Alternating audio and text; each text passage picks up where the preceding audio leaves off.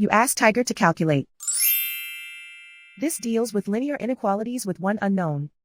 The final result is z equal or smaller than 79 over 9 equal or smaller than 87 over 9. Let's solve it step by step. Swap sides.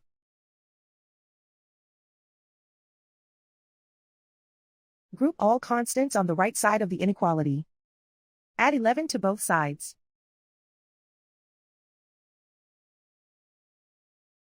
Simplify the arithmetic.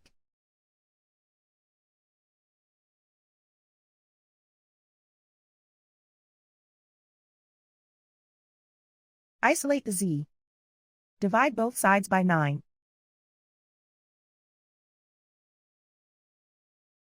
Simplify the fraction.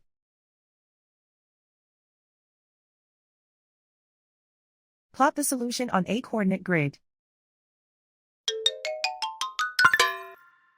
And so the final result is z equal or smaller than 79 over 9 equal or smaller than 87 over 9.